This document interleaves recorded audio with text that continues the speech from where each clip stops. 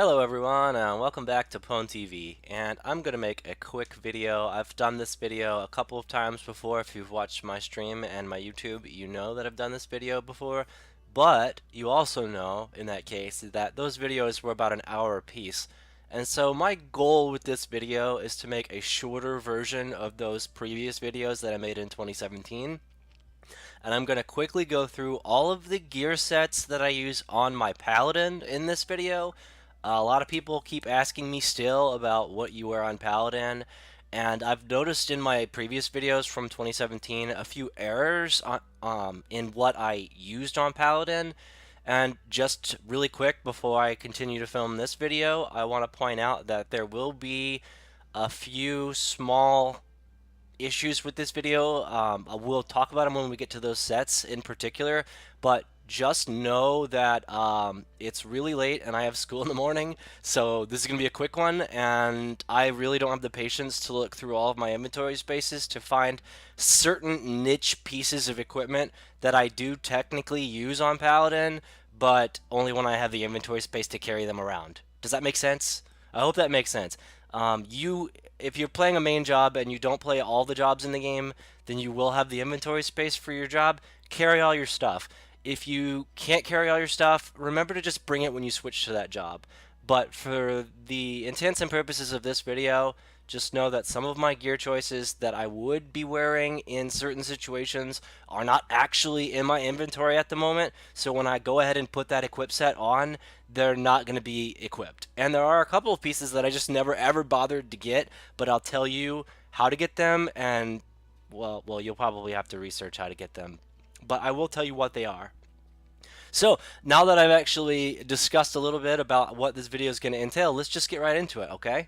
So quick video, this is going to be all of my equip sets. This macro palette, even though none of the things here are listed as named, they're all actual equip sets, okay? So I'm going to click on an equip set and I'm going to tell you what actually happens here, alright? So I'm sitting in town on this little block, minding my own business, but people want to know what would I use when I engage a monster and I want to farm TP so I can use a weapon skill.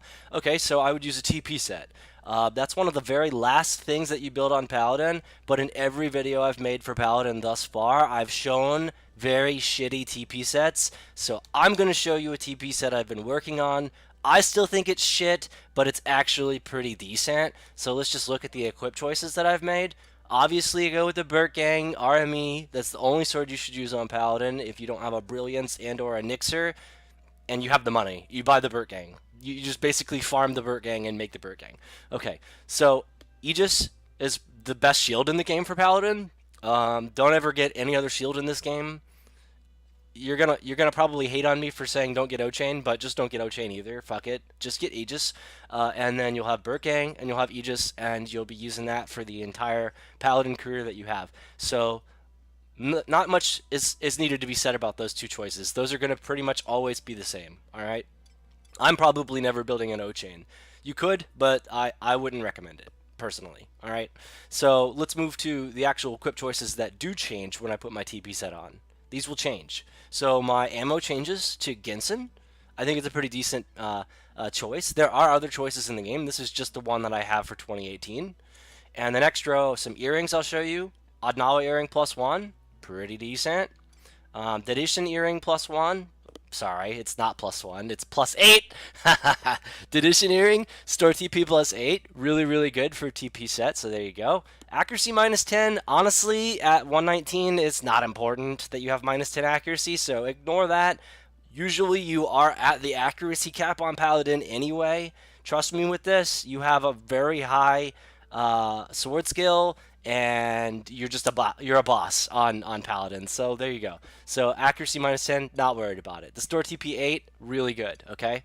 So moving on, TP stuff, more store TP, combatant's torque, really hard to get, very good item to get. Okay. Valorous mask is really good if you can augment it with things like this: store TP, some sort of attack and accuracy, some stat, preferably strength or dex would be good, right? And then we move on. So Flamma Karazin +1. It looks like I've got an entire gathering here. I'm panicking. There's too many people watching me. Okay. So yeah, anyway, Flammacrosm +1 from Ambuscade. You could make that a +2 now if you really want to get motivated. You can do that. I think it's a pretty good piece, but there's a couple of other things in the game you could put in this slot. Um, Nzinga Curious is one of them from the Tier 4s in Rizenjima, but it's really a weapon skill piece. I don't really ever use it. It's really good, but also there's just better stuff with Dark Matter Augs you could get. And I don't have any of it yet, but for now, Flamma Karazim +1, it's got a lot of accuracy on it and a lot of store TP on it. Okay, so that's very good for a TP set. Okay, so Solevia Gauntlets +2. I really like this piece. It, again, has accuracy on it. Double attack for your multi-hit. I think that's really strong. The extra attack bonus as well is really strong. You don't really see too many pieces in the game that have that. So there you go. So there's that. Chariot Ring, what can I say, guys? It's accuracy, it's store TP, it's exactly what you want. So let's just get this, right? Moonbeam. I can say the same thing. Accuracy, attack, store TP, and some HP as well. So when you blink into this set, you're not sacrificing a bunch of HP that you would otherwise have on your tank set. So your HP pretty much stays around the same, which if you've watched my previous videos, that is very important. I won't beat you over the head in this video about how important HP sets are, but HP is important, and we will show an HP set here in a moment. Next row, Loyalist Sabotons. Okay, sure, whatever. Strength attack looks pretty good. Double attack. There's not very many other things in the game that have multi-hit on the boot slot, so there you go. Short of Dark Matter Aug stuff, this is kind of like your easy to get stuff, and then later on you would replace it for things like Dark Matter Augments from Norg, for example. Like this Valorous Hose is a good example of a Dark Matter Aug. It's got double attack on it. It's got accuracy on it. Okay, and some attack. So stuff like this, the double attack stacking with more double attack, it's pretty strong, guys. So if you can get like triple or quad attack on some Dark Matters, I would say that's pretty damn good. Get like all the Valorous pieces with that kind of stuff, and you're good to go. You could also go with the Odyssean pieces. So either of those two sets, if you're looking for Dark Matter Augs, and that would make really, really good TP sets. That is like your S rank TP set. Dark Matter Aug, Odyssean, and or Valorous, right? So moving to the belt, Kintark +1. You've got a lot of stuff in this slot that you could wear. Don't feel like you're obligated to get exactly what I show you. This is just what I have in this version of my Paladin 2018.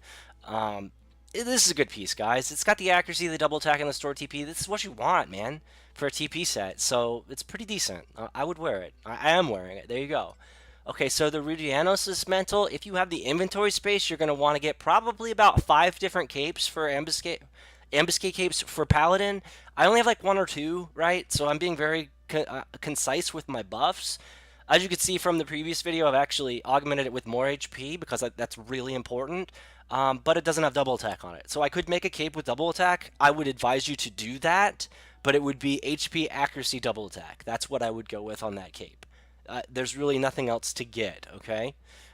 In this case, I'm using HP, accuracy, no double attack. Whatever. I don't have the inventory space, so that's what I do. The other cape I use is from a weapon skill set. You see how it still has high HP? Got the weapon skill log, but no accuracy. I switch it for the magic accuracy, magic damage. So there's just different ways to play Paladin, okay? And you've got to have priorities. Those were my priorities for my first 2 capes. So there you go. So I'm not going to change that, and I'll probably never have a double attack cape for Paladin. But, you know, I mean, if I have the extra inventory space, maybe one day.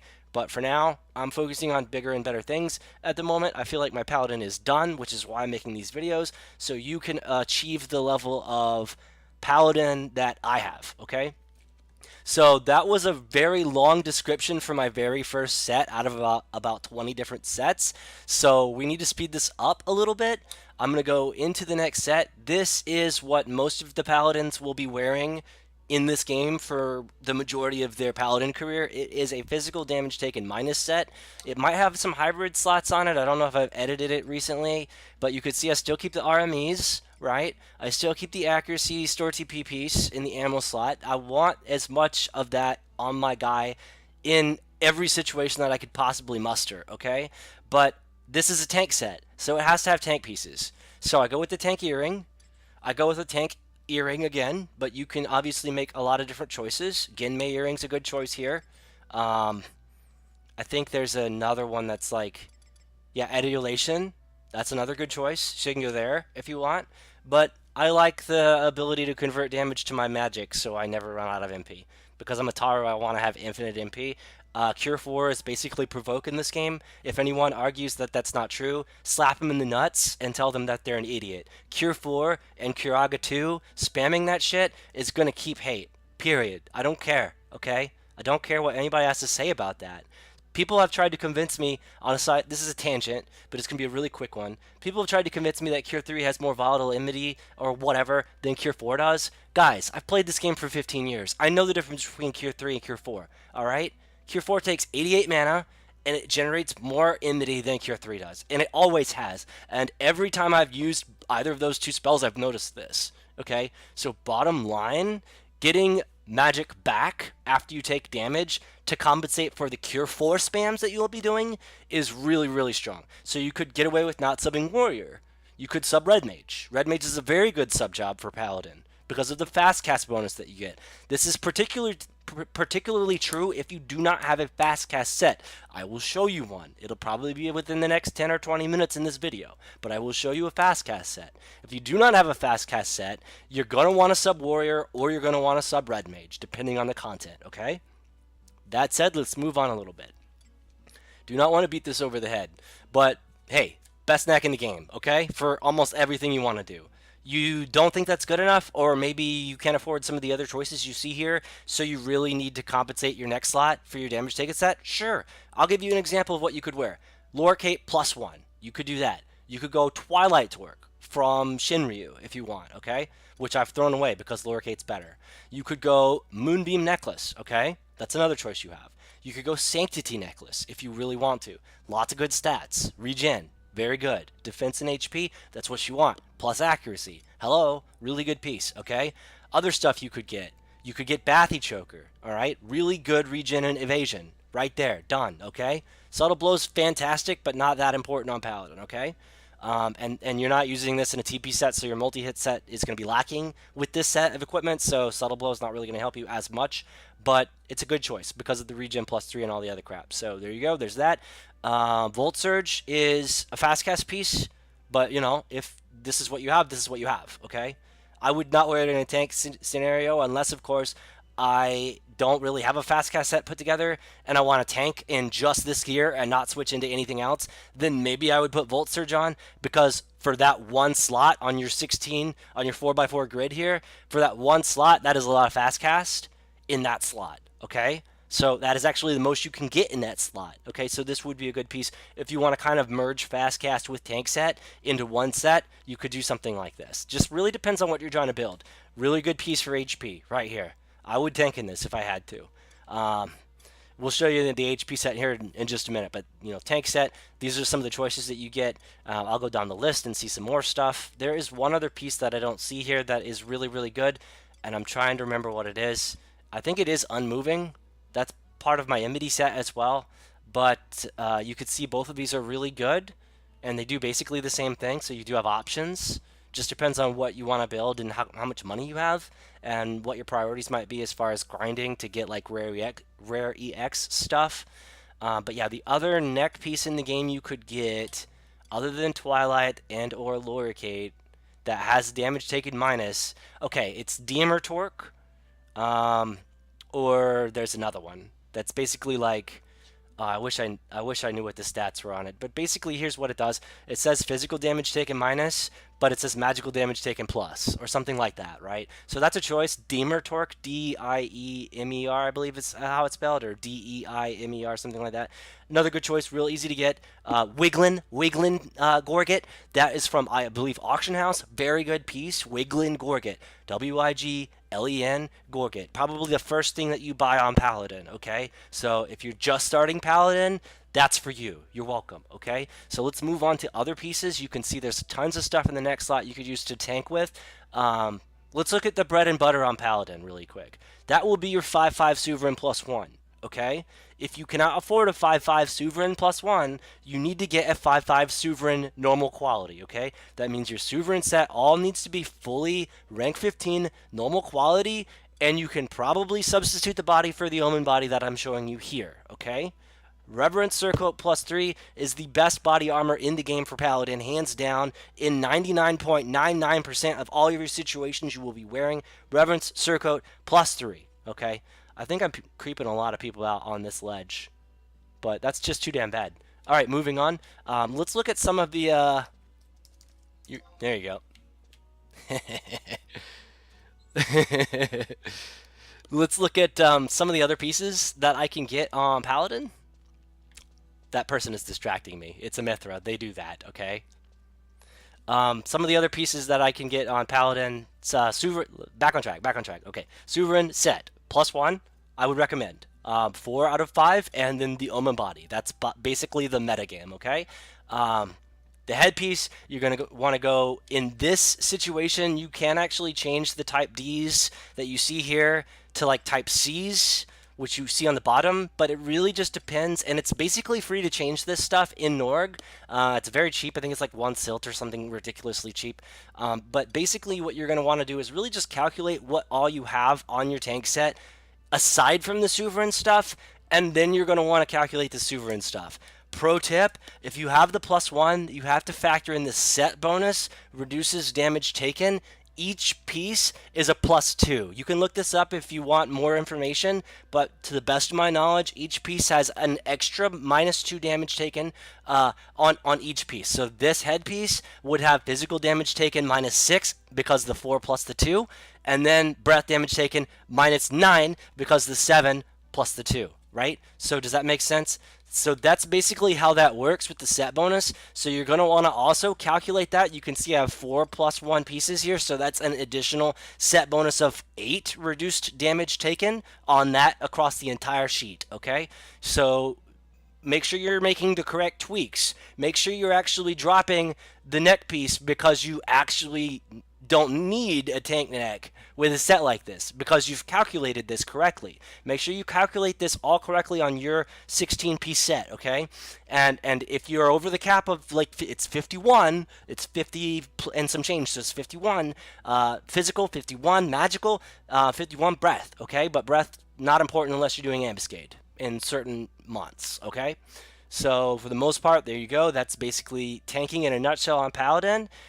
Set like this with type C, type D, mixture, rank 15, preferably high quality. You're looking at about 10 mil per piece, give or take, to make the high quality stuff. So it is an investment, but it's worth it. You can basically throw away the normal quality when you make the high quality, unless you play warrior and you want to do like type A or type B or something crazy for warrior, sovereign, maybe tank and warrior set. I don't know what you're doing with your normal quality once you get the high quality.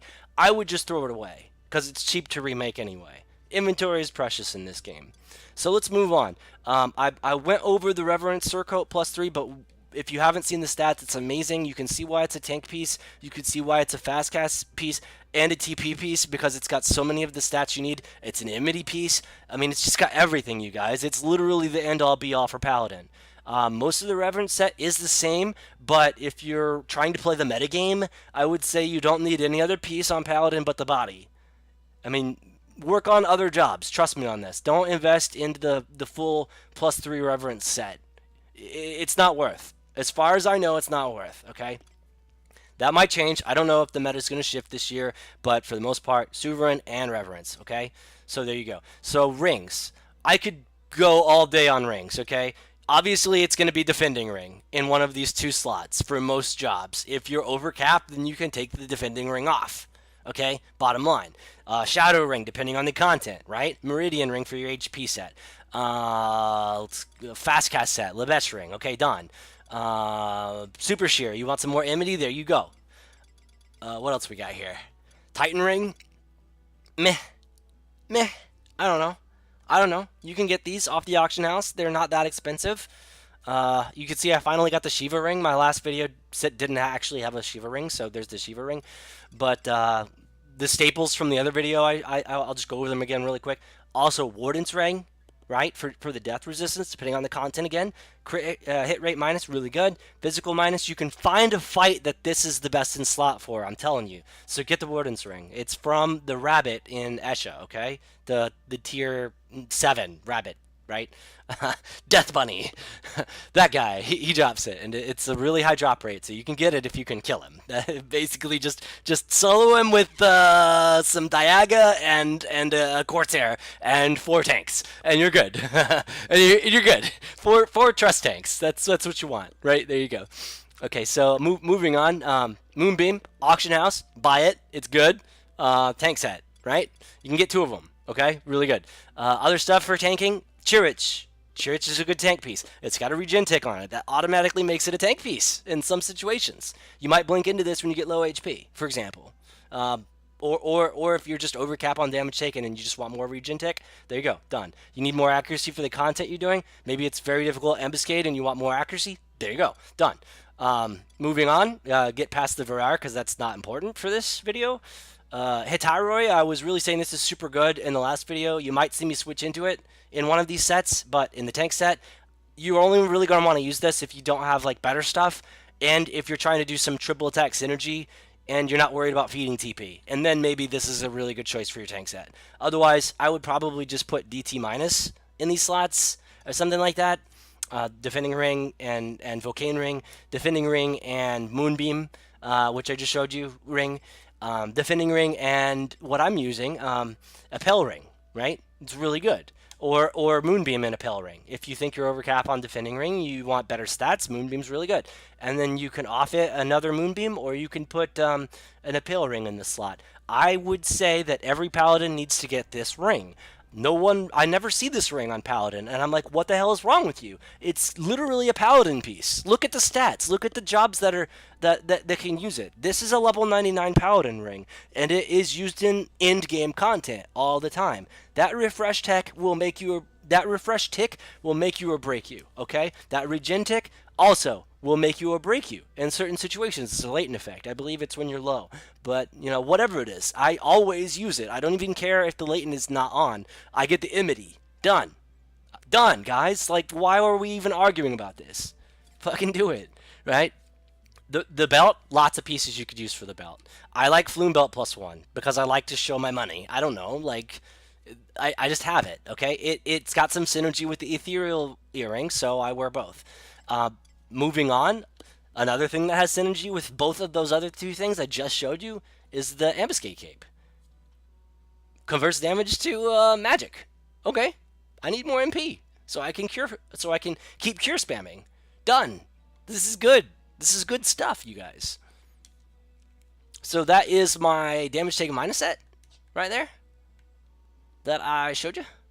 And so let's look at some other stuff before we get too caught up in this video and it's an hour long. It might actually be an hour long, you guys. I apologize.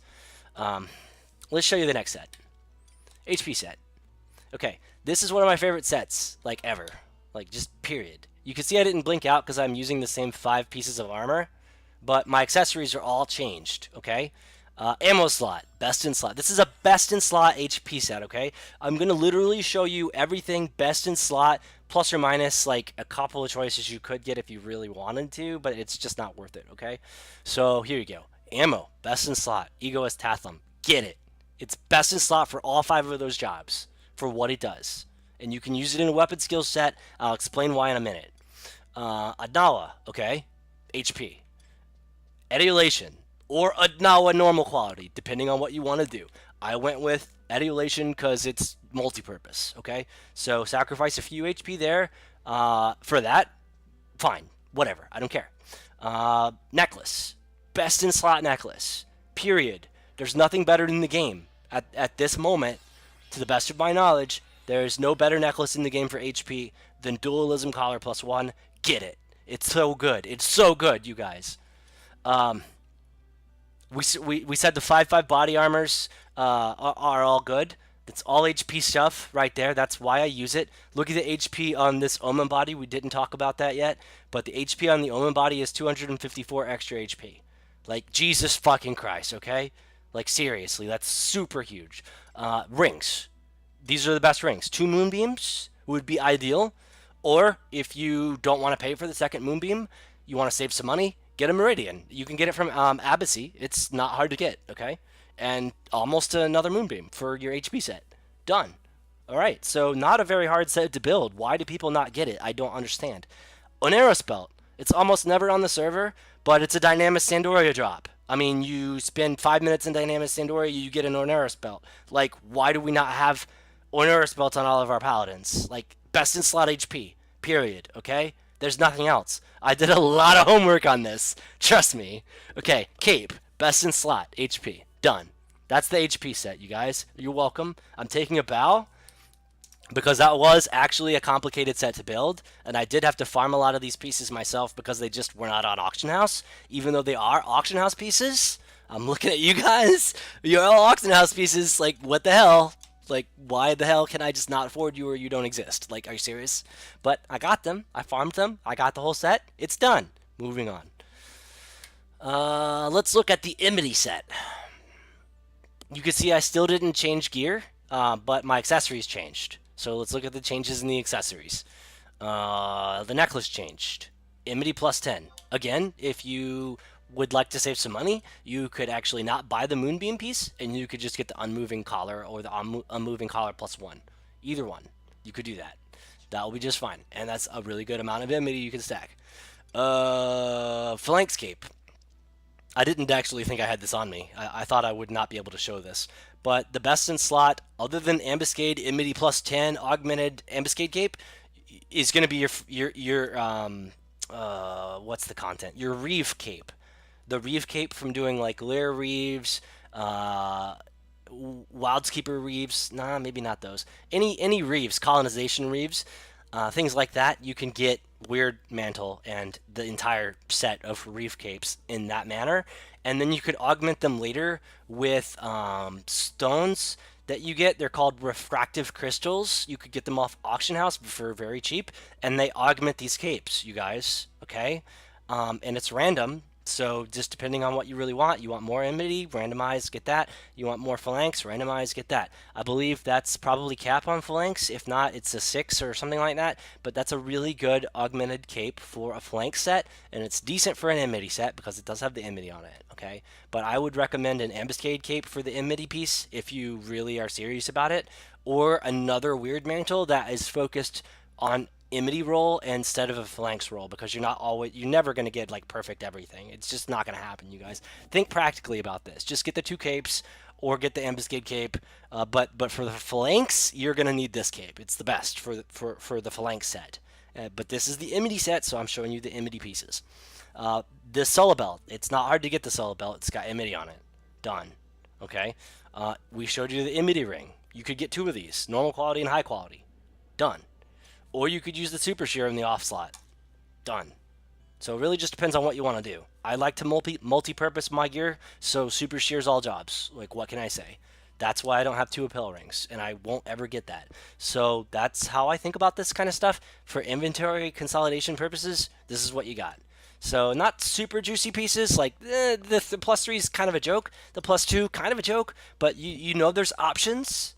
Like, the Rudinos cape with plus 10 Amity would be good if I could get one of those made, then that would be fantastic, like I said. But for the most part, yeah, that's what you're going to be rolling with. You can get an Amity piece here as well with Sapience Orb. Now, you guys might be asking, why is he not using Sapience Orb in his Amity? I'm a fucking paladin! I'm a mythic paladin. I don't need Amity pieces. This whole set is a joke to me. I'm just showing you what your options are. And I actually do sometimes use this set when I use Provoke and things of that nature. And the reason why I don't use the Amity plus 2 is because I don't need that Amity spike. And I would rather have the HP. Because when I blink into the set, guess what I lose? HP pieces. Look at the HP that I'm actually dropping on some of these slots. It's huge, okay? So that's why I keep this on, because it's OP. It's just OP. Like, you see that I missed the, I could actually get rid of this plus 3 here if I really wanted to, and go back to what I actually had in that slot, which was the Oneros belt. But I was like, meh, I'll kind of do a half and half kind of hybrid set. So there's just options. It's just whatever you're comfortable with. Just know that you're a paladin, and if you're a mythic paladin, you really don't need an Amity set. Done, okay? So, moving on. Let's look at the weapon skill. Let's look at the weapon skill sets. All right, this is going to be a set that you guys probably haven't put together, and you're going to probably want to use a a greatsword for this set, because guess what, guys? This is a torque lever set. So this is the set of equipment that I use when I actually use greatsword on Paladin. And I unlocked torque lever, and so I put together a set for torque lever. I actually do have a Khalid Bog, which is augmented with torque. It augments torque lever, but my Khalid Bog's not finished. Okay, but I have actually gotten the Khalid Bog, and I am going to be finishing it in the distant future. But for now, you can see Khalid Bog effect has aftermath and all this other crap. Deals triple damage. Like, I mean, are you serious? Like, get the Khalid Bog for Paladin. You just get it. You get it. Okay. If you've got nothing left to do on Paladin, you've got your Mythic Bird Gang, you've got your Aegis, you got your O-Chain because you use dildos at night and you fuck yourself because that's what it would feel like to get an O-Chain. If you got everything done, guys, get a Khalid Bog. Like, why not? Why not? Because now you can DPS like crazy, okay? So if you have that, then you're going to want the Torque Lever set. You're going to want to unlock Torque Lever. You're going to want to get the Torque Lever set. So I have the next best sword in the game for Torque Lever, which is Beryllium Sword +1. And I have a set of gear that I use for Torque Lever. Okay, you saw the Flammo was used on my TP set. Fine, whatever. I mean, you know, I don't have best in slot everything. I could put a Nzinga Curious there, or let me show you the Nzinga really quick because this is a juicy piece. This is a juicy piece of equipment. Or I could like augment some sort of body armor with weapon skill damage, but I have not done that yet. Let me find the Nzinga really quick. I think it's in this one. Yeah, here we go. So it does have weapon skill damage on it. It is equipable by Paladin. It does have double attack. This is all relevant for Torque Lever. It's got an attack bonus on it. This is an amazing body armor for Torque Lever. I just don't carry it around. It's in my mod case. I never ever wear it, okay? Not a problem. Not a big deal. Torque Lever also has very low accuracy because it's being used by the Paladin, and the Paladin, let me just show you really quick. The combat skills for Paladin, you could see the Greatsword as a 414. This is fully merited in everything, so like this is like the highest you can get, plus or minus what your equipment is going to give you for a Greatsword bonus. Like for example, I actually also use this grip on my Paladin when I use Greatsword, Balorama. So it gives you plus 10 Greatsword skill. Okay, so we go back to that 414, and now it's a 424. So you see my point? But look at the sword skill. It's 440. And plus or minus equipment. So depending on equipment, it's even higher than that. So my point here is that your accuracy with the sword is always going to be better than your accuracy with the greatsword. This means if you don't have a multi-hit set, you're really not going to be able to farm TP on the greatswords with the greatsword to get to use the torque lever. And if you do use the torque lever with the greatsword on Paladin, your accuracy being lower is going to result in more complete whiffs with your torque lever. So what am I getting at here? This explains why I'm not using the Nzinga Curious in that slot, because this has accuracy on it. That helps me with my weapon skill. It does. Weapon skill accuracy and regular accuracy help you with your weapon skill. So there you go. So this is important, you guys. You need accuracy. You need weapon skill accuracy, and you need accuracy. So try to do that. And a combination of that plus weapon skill damage is going to result in more successful hits with Torque Lever.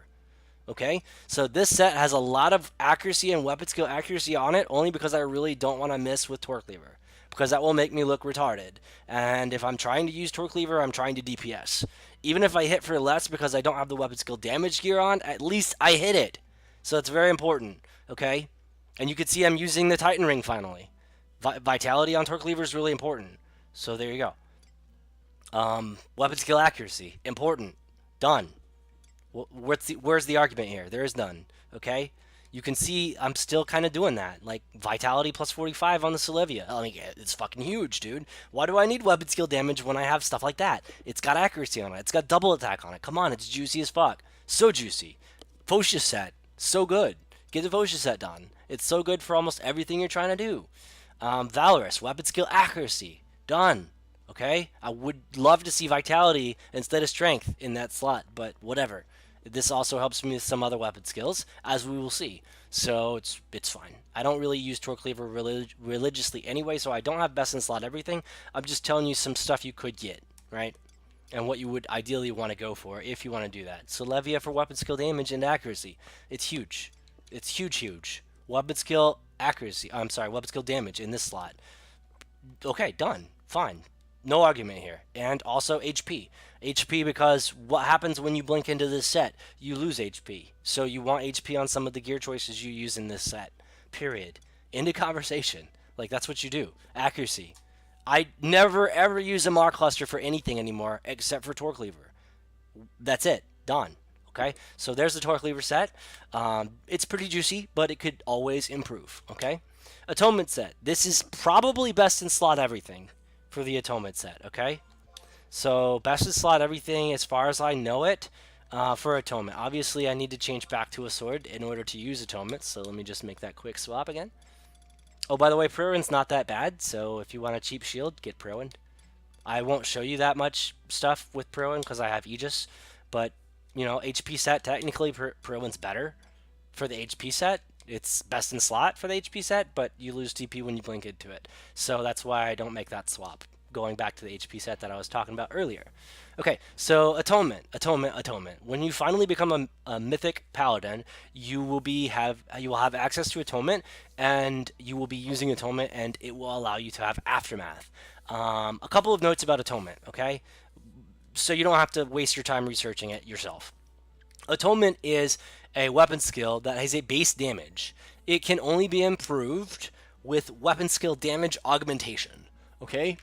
More or less, that's what's going to happen. Some monsters have different resistances to Atonement, so the damage will look different.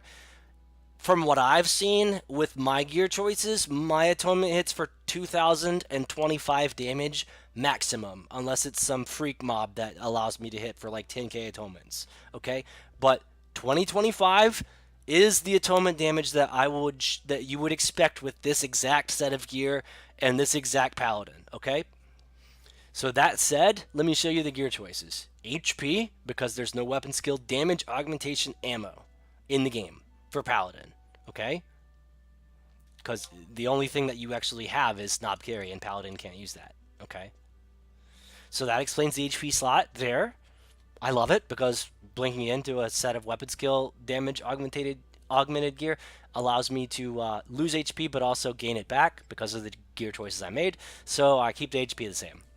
Done. All right. So what do you have here? Don't have weapon skill damage augmentation in this slot because I don't have the Ishvara earring that you would need to actually improve weapon skill damage. If you have Ishvara earring, it will improve Atonement damage. It's the best in slot for Atonement. So if you want to dedicate an inventory slot to get the Ishvara, go out and get it. It's not hard to get. But for me, I like to multi-purpose stuff, and 2% is not a big deal, so I don't do that. Right, 2% of 2,000 is not that much, guys. So I use HP stuff, just like my HP set. Next slot. Why am I not using Fosha? Hello. It says accuracy and damage, latent effect. Latent effect is the key word here, you guys. It does not work on Atonement. I can explain why. I have already done that in previous videos, but just really quick. The latent effects on the Fosha pieces, the neck and the belt, only affect elemental weapon skills. Elementally aligned weapon skills of a physical nature and or of a magical nature. So Sanguine Blade would technically be affected by this, but you would rather have a magic attack bonus. Just trust me on that. Requiscat would be affected by that. Let's look at some of the other weapon skills. All of them, Flat Blade, Red Lotus Blade, those are magic. I believe this is a stun magic, maybe magic, but I know this one's a magic. Fast Blade, this is a light-based physical weapon skill, so and it has Scission properties. So you see that these different weapon skills with these different properties. Look at Atonement. See how the skill chain attributes are listed? Atonement does have skill chain attributes. And you can see it has a white flag next to it, so you would expect it to be some sort of light-based or something similar to that, but it is not. It is the only sword weapon skill in the game that is like the way it's the way it is, and it is a mythic weapon skill. I don't need to say any more than that. Your entire set of mythic weapon skills are different from everything else in the game because the mythic set is supposed to be different from everything else in the game. It's by design. That's what it is. So Atonement is breath damage. That's the only sword weapon skill in the game that deals breath damage.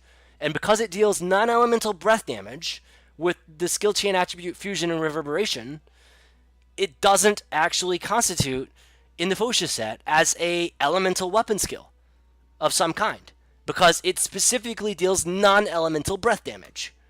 Non-elemental being the key words there.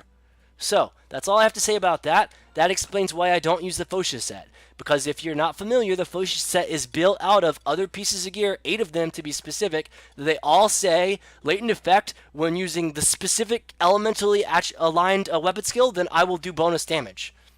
That's what they say. So the Fosha set says, let's combine all 8 of them into one. Now if you use any of the 8 elemental weapon skills, there you go.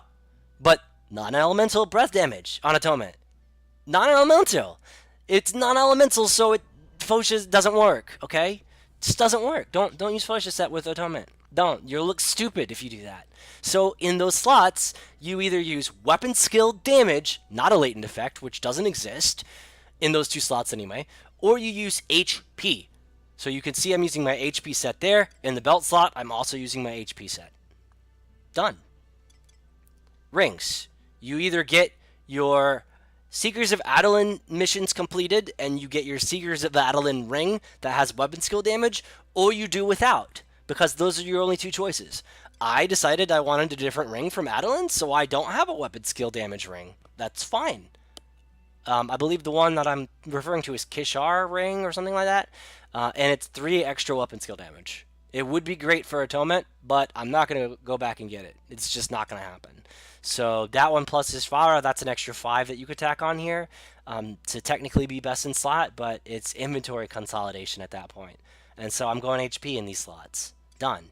I'm comfortable with the damage that I do with Atonement, so I'm not going to actually improve. But you could improve if you wanted to, if you made those changes. So let's look at the 5/5 slot. Obviously, you could get a Dark Matter Augmented helmet that has weapon skill damage. I have not received one yet, so I'm using HP. Done. Moving on to this slot. This has HP, and it also has weapon skill damage. It's a really good choice. You could either do Odyssean or Valorous, or a combination, as I said before, for a set like this. So the same goes for the Odyssean Gauntlets. Weapon skill damage, plus weapon skill damage, plus HP. You don't need anything else. That's it. So moving on. Valorous Hose. Double attack doesn't matter. None of these stats matter other than HP. Accuracy doesn't matter. You can't miss with Atonement. You can deal 0 if they have like Stone Skin up or they're immune to breath damage, but you can't miss, okay? Because it's a breath attack. Weapon skill damage, relevant. So there you go. Dark Matter Augs can only get you a better, more improved version of this equipment. So you're going to have Odyssean and or Valorous in those slots. As you can see, that's what the trend is. For the feet slot, if you're trying to save money, just get the Celevias done because it's weapon skill damage 7. It's best in slot. If you don't have Dark Matter Augs that are better than that, and it's a lot of money to do Dark Matter Augs and a lot of luck. So in this slot, I would say Celevias, hands down. It's got not too much HP, so that's kind of a downside. You could go Valorous for more HP if you had the Dark Matter Aug that had HP, but I've never seen one in the entire game. You could go,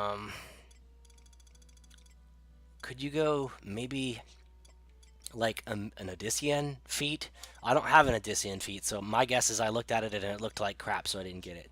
But hey, you could just deal without the extra HP in that slot. You're really looking at the weapon skill damage anyway, and you have to remind yourself that you're adding all of these values together and trying to come up with the best sum, so the individual pieces really don't matter. That's why you see so many different variations on all these different paladins, because they've come up with their best sum given their inventory. So that's basically all I have to say about that. Weapon skill damage is an obvious choice for an ambuscade cape for Paladin if you're going to do Atonement and you're going to do Savage Blade and things of that nature. Then why not? So get the weapon skill damage. It's pretty fucking good, right? And it's definitely best in slot for Atonement because there's nothing else that you have that's got like plus 10 on it unless you have some crazy dark matter aug that comes anywhere close to 10. I would say that's the best you're ever going to get for any of the slots, is the 10 from Ambuscade. So that's my atonement set. You're welcome. I've been changing it a lot, but that's the best I've come up with. I challenge you to come up with a better one. It's probably not going to happen. I think I have the best atonement set in the game, but it can get better. It's not best in slot. Just depends on your inventory consolidation. And we talked about that. For me, I play so many jobs, I can't afford it. Let's look at a different weapon skill set. This is my Savage Blade set. This one can actually get better, and I would highly recommend you invest in Dark Matter augmentation for this. This is also similar to Torque Cleaver because that it can miss, but unlike Torque Cleaver, it is a sword weapon skill and not a great sword weapon skill, so it is less likely to miss on Paladin because of your skill level, okay? So what do we have? No weapon skill choices for this slot, so I'm going to go HP. All right, you could go with strength in that slot. Like you could say, oh, you know what? I want an MR cluster for strength +2. But would you rather have 2 extra strength on this to do a little bit more damage, or would you rather not die because you didn't blink out into a less HP set? I would say as a tank, you don't want to die. So the 2 strength versus the HP 45, it doesn't size up. There's no comparison. This is best in slot, y'all. So there you go. More HP stuff plus strength. Really good for Savage Blade, guys. I like it. It's great. Also good for Torque Cleaver because of the Vitality. Done. Right? So moving on. TP bonus. This is relevant for everything. I believe also everything but Atonement, because Atonement doesn't care about TP bonus. It will always do its damage. Like I'll go back really quick and show you that I don't use that. I use HP in that slot. Atonement's always going to do breath damage. When you get 1,000 or more, it's going to do the same number. So that's why you see HP in that slot. But in this slot, for Savage Blade, it's completely different because, unlike Atonement, it's a normal weapon skill, and they scale in damage based on the TP value. So if I have 1,000 TP, I equip this earring. Now I have 1,250 TP technically when I use my weapon skill. So it will factor in a value of 1,250 instead of 1,000. So when I swing for 1,000, I'm swinging for 1,250 instead. So it's a replacement effect. That's all the TP bonus stuff does. All right. So obviously really good. If I'm at 3,000, guess what, you guys? I don't need this anymore. If I'm at 3,000 TP, or technically if I'm at 1750, right, then technically I don't need this piece anymore, because anything higher than 1750 is going to put me over 3,000. So it's really not that good. I would say if I'm at 2,999, it wouldn't hurt me to use this earring, but if I'm at 3,000 TP, it would hurt me to use this earring. Because at that point, I would rather have like a strength value augmented in that slot, because I'm already at 3,000 and I can't go higher than that. You don't get 3,250. You don't get 3,001. You get 3,000. So if you're at 2,999, you could put this on, you'll be at 3,000. So that's all I have to say about that, how the TP bonus works. I included that in the video just so you kind of have an idea, because you will be seeing this TP bonus earring choice on a lot of Paladins and or other jobs in general. It's best in slot for TP bonus stuff in general, so it's really good. Just get it. Just get it, and let's move on, right? Fosha set. We've talked about this. It works for Savage Blade. Let's move on. Accuracy. Savage Blade can miss. You don't want that to happen. It's so good. It's a very, very strong weapon skill, provided you have a mythic, right? If you have an RME, that becomes really good. Don't miss it. Don't miss the attack, man. Just don't. You can see here that this is even better sword skill than it should be because it's an RME. That's what it does. It improves your sword skill, makes you less likely to miss your actual sword weapon skill. True facts. But why not improve your chances of successfully landing a sword weapon skill? If you have that problem, then you could use something like this. Otherwise, find a piece of gear that gives you strength. Oh, hey, 25 strength right there. Done. Okay? And conserve TP is... I'm not going to try to talk you into getting this piece, you guys, but if you have it, it's a good choice. It's not best in slot. It's just not. There's other stuff you could get that's better. I'm looking at Valorous with proper augmentation. Could be better than Tsukuroku Hachimaki, but you know, I mean, if you got Tsukuroku, you got Tsukuroku. Okay. So moving on, Let's look at some of the other choices I make here. Weapon skill damage and/or weapon skill accuracy in all of the other slots with Dark Matter Augs would be ideal for your Savage Blade set. So you can see here I'm using a piece that I could augment, and I have weapon skill and mind and accuracy. I mean, this is huge because Savage Blade is a strength plus mind plus accuracy plus weapon skill damage. Those are the augments that you could put onto that weapon skill when you use it. This has all of them. And it's not hard to make something like this. It doesn't require dark matter augs. So make something like that. It's really cheap. It's a good choice. Valorous is an alternative, but I think I like this one better because it comes up with the store TP, which does get factored in when you use your weapon skill. As far as I know, conserve TP and store TP both count in the weapon skill, in the TP returned after weapon skilling. So I think that's a pretty good choice right there. Those are definitely the best two choices. Again, hand slot, best two choices, Odyssean or Valorous, with augments. Okay, I would love to see Strength or Mind in that slot, but I didn't get it, so that's what I've got. So there you go. Skill chain bonus, weapon skill damage bonus. Like, need I say more? Let's move on to the ring. This is literally best in slot ring for Savage Blade. If you're using Savage Blade, you must have this ring equipped. If you don't have this ring equipped, go get it. I don't have to say anything else.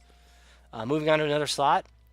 Accuracy, store TP, attack. Like, you could get other stuff. You could put like Ifrit's ring +1 in that slot. You could go with the mind version, whichever one it's called. I forget. I think it's like Leviathan's ring +1 or something like that. But if you don't have that kind of stuff, then just just do something. Do whatever you do whatever you can, right? And we talked about how HP is relevant when you blink into a weapon skill set. This is 100 extra HP. So when I blink into this, if I didn't have that ring on, I would be attacking with my weapon skill, but also having a value, an HP value of -1,000, -100, as opposed to this where I would have +100. So you see how it would be relevant in some cases because by taking enough HP stuff off, you might leave yourself open to get one shot by a boss. And as the paladin, you don't want that to happen. So a hybrid between damage taken, HP, and weapon skill augments it is very good for weapon skill set on paladin. So come up with a comfortable value for all that stuff. Experience kind of plays a big role there. You have to really be experienced enough with the game and the content in order to figure out what the best value for you might be. But for me, it's that. So there you go. Sulevia again for the boots because why not? Valorous, why not? I mean, right? Like it's exactly the same as the Odyssean stuff, so that's why I have that there. Faucher set and ambuscade choice. Okay, so kind of the same as the others, but you see slightly different choices because it's the Savage Blade set. It's not an Atonement. It's not a Torque Cleaver set. It's not a Requiem Scatter or a CDC set. Speaking of CDC, let's look at the CDC set really quick. Okay, so CDC, this is kind of crap, but I've just kind of been experimenting. It's focusing on HP, it's focusing on dex, it's focusing on critical hit rate. So there are boot choices that I would make, like Thyroid Greaves for the CDC. That's a really good boot to use for CDC. As far as I know, it's like the best you can use for CDC for Paladin. But there's a lot of other choices that you would want for Paladin to use CDC. I would probably even think you could use a better sword other than Burkang. If you find another, like maybe Excalibur or something like that. I don't know. I could be wrong there. I think Excalibur might be better for Savage Blade too, though, because of the strength. But again, I don't know really. I don't really know. All I do know is that CDC requires crit, it requires dex. So some combination of that, plus weapon skill damage if you don't have crit or dex in that slot, weapon skill accuracy if you don't have either crit, dex, or weapon skill damage, then you go with weapon skill accuracy. If you need HP, then you swap out the pieces that are less relevant for HP pieces, like your ammo slot, for example, your ring, your belt. If you didn't have the Faucher pieces, apply, like the Atonement weapon skill, for example. And more weapon skill, more HP. So pretty basic stuff here, but you could improve. Just know that you have to focus on those values. Let's look at another weapon skill set. This is a Sanguine Blade set that you can use on Paladin. Sanguine Blade is huge for like the majority of the content you do at 119. Sanguine Blade is going to basically be a Cure 6. Like, I'm not even joking. It's a Cure 6 for Paladin. So if you build your weapon skill set right, then your Sanguine Blade will fill your HP bar up every single time, depending on the content, obviously, like harder content, you're not going to fill up your HP bar every single time necessarily. But for regular content, like 119 to 125 ish, 119 to 129, let's just say like that ballpark. Um, there you go. You could do that. I would even say some 135 content. You could Sanguine Blade some of those mobs for like max HP refill. Done. Because all you really need to do to max your HP out is to use a Sanguine Blade and hit for double your HP. And then you max your HP out. Because you typically receive 50 to 60% of your HP back with a Sanguine Blade. So if you do like 2,000, you're getting 1,000 something in HP returned. You do like 4,000, you get 2,000 something HP returned. So you can see how that would obviously fill up your HP bar if you can hit those values, and you can hit those values with a set like this. So you're going to focus on intelligence, you're going to focus on magic attack bonus, you're going to focus on magic attack bonus, right? You're going to focus on TP bonus, magic attack bonus. You're going to focus on weapon skill damage. You don't care about accuracy because it's a magic attack, so it will always hit. You're going to look for more magic attack bonus. You're going to want to look for more magic attack bonus. You're going to want to be looking for even more weapon skill damage. And you're going to want to be looking for some amount of magic attack bonus. So you'll be going something like that. You're going to be looking for intelligence and magic attack bonus. So you're going to do something like that. HP is still important because you don't want to blink down to 0 HP. So there you go. You're going to want to look for magic attack bonus. So why not get some more magic attack stuff? You're going to want to be looking for magic attack bonus. So in this slot, same thing, exactly. Magic attack augments. Kind of obviously a good choice there. Fuchsia set because weapon skill damage. Ambuscade set because weapon skill damage. You saw it. You saw all the pieces. They all have magic attack on them, guys. It's huge. It's really good. Sanguine Blade on this tune is fucking amazing. Like, no matter what job I pick, I have, like, best in slot, everything for Sanguine Blade, give or take. So, I showed you the best stuff, and you could use your imagination to find other pieces if you don't have those choices. So, let's move on to the next set. This is probably the first set that I tried to focus on when I started playing Paladin because I realized how easy it was to be interrupted on Paladin. Matter of fact, in my previous Paladin tutorials, viewers have said that the fast cast set, they didn't mention fast cast in particular, but they said, why don't you have a spell interruption set? Well, it's included in the fast cast set, and if you're using gear swap, it's included in the mid cast set, okay? So in the fast cast set right here, we have mostly going to be fast cast gear, quick magic gear, spell interruption gear, okay? Depending on how you play the job, that's what you're going to want to go with. You're also going to want to go with HP because you're blinking into this and blinking back out of it. And anytime you do that, you want to add HP to the slots that you don't need anything else in, okay? Rule of thumb. Fast cast. Moving on. That's the best in slot for neck. I would say this is best in slot head unless you can find a really sick fast cast piece because it's got spell interruption rate on it. Okay? So body armor. Fast cast. Best in slot. You get this. And you're good. Okay. In this slot. Fast cast plus 8 when you get perfect dogs. This is Sinister Rain content.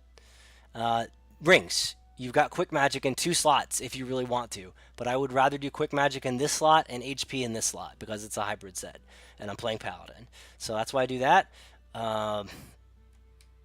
Boots. I would say you can go with anything, but because there's not very many good choices for boots, you can go with something that has high HP. So that's what I have here. Very high HP in that slot. The same could be true for these boots. I'm sorry, they're not boots. I'm sorry, it's getting really late for me. The same could be true for these legs, but I believe there's like a really good dispel interruption piece that you could use, and I think I will show that in one of my other sets. But wherever it is, Founder's Hose, yeah. So you could use Founder's Hose. I have a perfect one. It's got spell interruption rate minus 30% on it, and it's huge. That's the best you'll ever find in any slot in this game. So get it. It all adds up, and that is a big chunk. Or you can go HP, like you see here. So whatever you really feel comfortable with. Those are 2 really good choices I showed you for the fast cast set. For the fast cast set, depending on what the spell is that you're casting, this might be best in slot. Okay? And since Paladin is either casting cure spells or enhancing magic, I would say just always blink into this because the cure spells are really fast anyway. But if you want to get really technical, you could do like some cure spells. Like, do I have them? Yeah, like this one's cure spell casting time in the earring slot. Technically, if it's a cure spell, but you're a paladin, guys, and you're not going to get interrupted on cure spells. You just won't. Okay. So unless you're like super paralyzed and they're super lucky as the boss, they're super lucky, then maybe they'll interrupt you. But most of the time, you're really just worried about enhancing magic. So that's why that would be a really good choice for your belt. And fast cast, obviously a really good choice for your cape. You won't find anything better than that.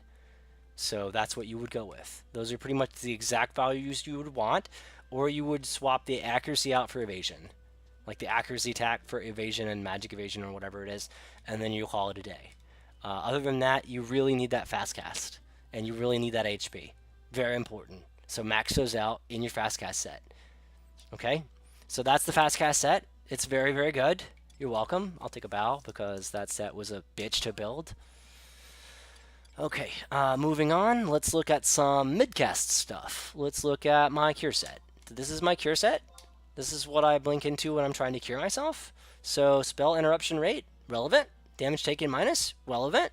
Resist status elements is a perk. Mendicants, relevant. Cure potency, cure spellcasting time. I mean, I did say this was technically a mid-cast set, so the spellcasting time would not apply here. But again, we talked about that in the last set. Not relevant, really that bit. It's not really that big of a deal. But if you really want to write the line to do like blink into this for a cure spell, go for it. More power to you. Make the equip set. Do it. Fine. But it's really not necessary. Fast cast. This is honestly really not that necessary either. But because I'm blinking into this, I would really like to have the HP and the MP. So that's why I keep it on more often than not. So midcast. Oh yeah, I did say this was the midcast set. So fast cast is not really relevant there. I don't really know. I guess I chose to do this because of the resist silence effect that it has on it. I really couldn't tell you guys. But it's an HP piece, so put it on. Or find better stuff. If more power to you. I'm not telling you that this is the best in slot cure set, because it's not, but it's a really good one, so use it as an example. This is a really good piece to have in your next slot for cure spells, for midcast cure spells. I would use this, probably nothing else. Really hard to get, by the way. So look it up, put in the effort, and get it. What do we have here? HP, spell interruption rate. Okay, sounds good. This one. I mean, best in slot for everything. It doesn't have spell interruption rate on it, unfortunately. It doesn't have it has the HP on it, so you're blinking in and you're getting the HP value there, but it doesn't have the cure potency on it. So that's unfortunate. But what does it have? Damage taken minus, that's relevant while you're trying to cast a spell. You don't want to take a bunch of damage to the face, so that's relevant. It also has, for some other sets, you'll see the divine magic skills actually relevant. The magic defense bonus is going to be relevant. The evasion's relevant. The mind is going to be relevant for the cure spell. So in general, you're not going to find anything better than this, you guys. You just won't. The defense, super relevant. HP, super relevant. We showed you the rest of that line, I believe. So yeah, HP and tank stuff for the ring slots because again, the sum is greater than the set is greater than the parts that are involved. So the sum of everything here is you get it. Let's move on to the next row. Some cape, okay, some cape. It's like best in slot for cure potency. Done. All right, and damage taken minus is a perk. Okay, conserve MP is also a perk. This means that when I cast my Cure 4, I'm not necessarily spending 88 mana every time. Okay, so moving on. Rumination Cape. I would say spell interruption rate is relevant a little bit. Mind is kind of a perk as well because that's relevant with your cure spells. You want high mind. You want high spell interruption rate for stuff like that. So this is indeed a cure set, so this is why you really don't see me get interrupted on any of my cure magic, because I've thought about all this stuff before. And it is relevant, but it's not as relevant as you might think. The spell interruption rate, anyway. The mind is relevant. Like, you could go down to this slot and change it to like dual Stikini rings. You could do that. You could put 2 Stikini rings here and call it a day, but you're losing HP and tankiness by doing that, and you notice that I am taking off a lot of tank pieces to actually get that mind and that HP and that spell interruption rate, so I do need to have a hybrid with the tank pieces. And let's be honest, guys, Defending Ring is best in slot for damage taken. So for the one slot, it's -10. I mean, it's huge. So it allows me to have more flex in all of the other slots, right? So I can do a lot of things. But I would say that the Founder's Hose is best in slot for cure spells for Paladin, for the mid-cast cure. And I would say this is probably also best in slot for the boots. I mean, it's got some mind on it. Not a whole lot, but it's got some. It's got a lot of HP on it. It's a good piece, guys. Successful block chance. Hello, you're getting punched in the face while you're curing. You want that extra block chance. I mean, you could even go up here and go, I don't even think I'm carrying it anymore. There's like a Therius earring. Everyone seems to get that, and it's got a block chance on it as well. But it's not that good, guys. I mean, it's just not that good. So that's the whole cure set, basically, give or take. Obviously, you can make changes, but that's a good, juicy cure set for you. So start with that, build up. Here's my phalanx set. You're going to see that this is really not that different from the cure set, but it could be way different from the cure set. And I'm going to show you 3 particular slots that you're really going to want to focus on if you want more of a phalanx set. If you want the best in slot phalanx set for Paladin, you're going to do something like this, but you're going to swap out 3 pieces. You're going to take this head slot and you're going to swap it to the Yorium Barbuda. Okay? You remember that name. It's part of the Yorium set, and you're going to augment that with the I believe it's some stones. I don't remember. Like, just look it up. Yorium set. You're going to get yourself a I think it's the dusk slid and like all that in that set of stones, like all the dusk and snow stones and maybe it's not. Maybe it's refractive, but I don't think it's refractive crystals. I think that's just for the reef capes. But I think the Urium set is going to be. Yeah, it definitely is. Yeah, because you get it in that same content that gives you the stones. So yeah, the Yorium set. I didn't build it, but I've seen it built and it's juicy, and I would like to build it, but I don't have the inventory space to get these extra 3 pieces of gear. So the Yorium head, the Yorium body, the Yorium cuirass, and then the Yorium legs, I believe. And that is going to be best in slot. All 5 of the Yorium pieces could technically be really good for you, but you might as well substitute out the gloves and the boots for what you see here, because these also have phalanx bonuses on them, and they're just better gear in general. So just go top notch and put on the Yorium set plus the Sovereign legs. I'm sorry, plus the Sovereign boots plus the Sovereign hands, because that's phalanx 5 on each of those. Okay, and so together you get, I think, like 3 or something in all of these slots. I think it's 3 or 5. I don't remember. But it's some value that's more than 0 in the legs and in the body and the head. And as you can see here, my current phalanx set doesn't have that. It goes without, so it's not best in slot. But the choices that I do make are actually really juicy. If you want to not use the Yorium, you will use something like this, probably exactly this. So if you don't get any Yorium pieces, you'll use exactly these 5 armor slots, and they will be best in slot for you. Okay. Moving on. You're casting a magic spell, so magic skills plus 10 is relevant. It's going to make your phalanx better. It's going to make your cure better. It's going to make all this stuff better. All right, just go with that. And maybe it doesn't make your phalanx better. I don't really know the math on how that works, but I would assume it does, okay, because it's enhancing magic skill plus 10. All right, so eventually you might hit a hard cap and it doesn't improve anymore, but and the only way to go farther than that is to like actually put phalanx plus gear on, like this, for example, in the Yorium that we talked about. But yeah, for the most part, just get magic skills plus 10. You could go in these slots, and you can also go like magic skills plus here, but I don't really think it's that necessary if you have other choices. I don't actually think. Here, let me see actually really quick. I'm going to switch back. Yeah, so I really don't change the rings right? So for the phalanx set, it's kind of lackluster. It's only a few pieces of gear that's swapped out. It's not the entire 4x4 grid, but for the most part, it's only a few pieces of gear for the phalanx. And I'm probably just going to be swapping out this, and I'm adding some HP stuff, and then on top of that, I'm swapping out the hands and the feet, and also the weird mantle if I'm carrying it. If I'm not, I'm actually using the HP cape from Ambuscade instead. But I mean, if I have it on me, the phalanx +5 is huge. You might as well carry it. Well, that tells me that the video is getting long.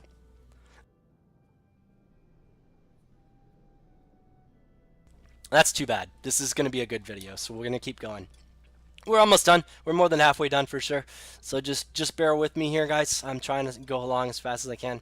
So phalanx spell interruption rate, good, fine. All right. You see how this is a decent idea for your phalanx set. Conserve MP is relevant here. You might be looking at that piece and being like, "That's a stupid choice. What else are you gonna put there?" Conserve MP. You're casting a spell. It's a mid cast set, so you're gonna lose the mana in the middle of that while that set's equipped. You might as well put Conserve MP on if you don't have anything better. Okay, so there you go. So it's not bad. Uh, I don't really have any better choices, I think, for phalanx. So it's not that impressive of a set, but you get the idea. Like, you can do a whole lot of different things, but if you can find spell interruption rate, if you can find conserve MP, and if you can find phalanx plus, and if you can find all magic skills plus and HP plus, those are the things that you're going to want to focus on. In addition to that, you're going to want to put in the other slots that you have available to equip, you're going to want to put like some sort of damage taken minus. And then that will be your whole entire phalanx set, right? And phalanx is very important on Paladin. So let's not undervalue that set.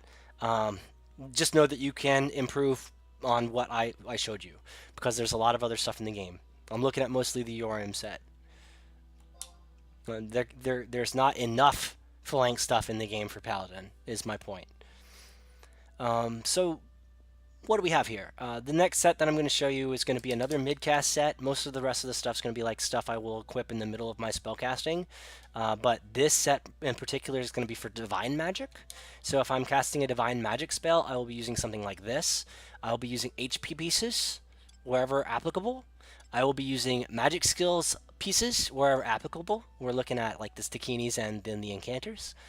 I will be using basically Suver and stuff for HP, right? I'll be using more Suver and stuff. Some of this actually has like some really good perks, like the successful block in the middle of spellcasting. And you could swap this Suver out for Founders for the spell interruption. But Divine Skills are really, really fast casted on Paladin, so I go without the spell interruption for that. Divine Magic Skill +20 right here in this head slot. Jumalik is from Sinister Reign. So you get a Jumalik with Perfect Dogs, and there you go. You can use that. Really, really good for Divine Magic, right? And Divine Magic is really strong on the Reverence Surcoat +3. So you would use that in that slot. Go figure, right? It's just a broken piece of equipment. It's good for everything. I don't really know of a good Divine Magic skill cape, so I just go HP in this slot and tankiness. For belt, this is best in slot, hands down. It's got the Divine Magic skill and it's got some tankiness on it, so you get this for the belt slot for sure. Just like you would want to get this for the next slot, and you would want to get that for the head slot, and that for the body slot. Like, these are things that you have to do for your Divine set, or you really don't have a best in slot Divine set. Like, those are really the best pieces. Everything else is HP for the most part, alright? So there's a Divine set. Let's look at the Holy set. Holy set's going to make some big changes.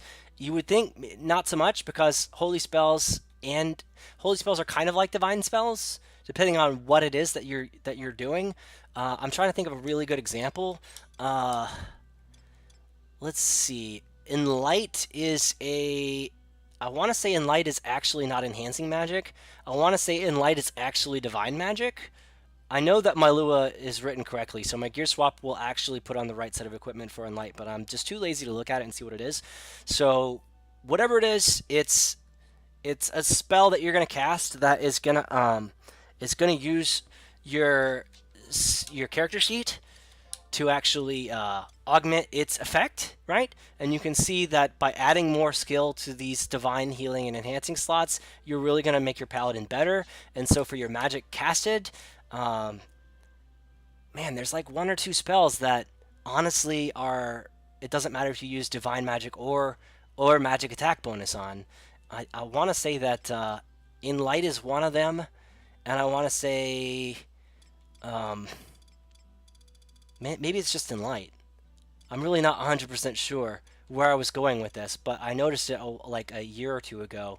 But when I was really testing it, like really hitting my gear swap for that, I noticed these things. But just notice that my what I call quote unquote holy set is actually really only used for holy and banish.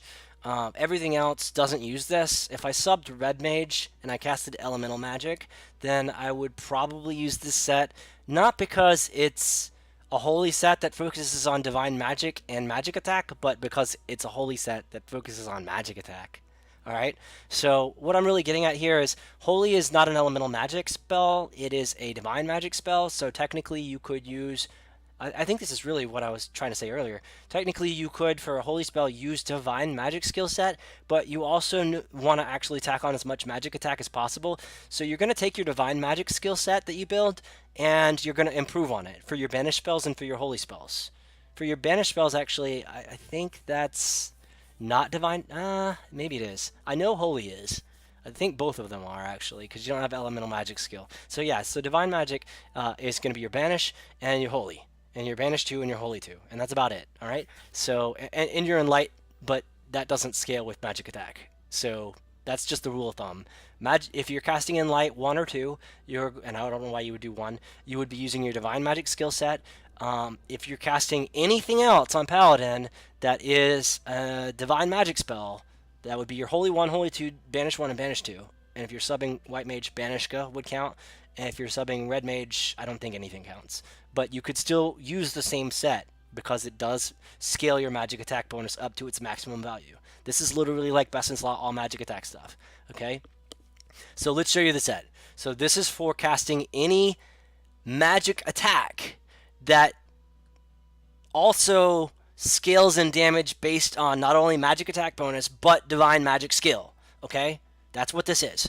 So you see HP values in the slots that are relevant. Those are the slots that you don't get divine magic skill, or you haven't bothered to get the pieces yet because they do exist. But they're just shit. So if you just want to put HP in those slots, just do it. More power to you. I would always recommend HP in a slot.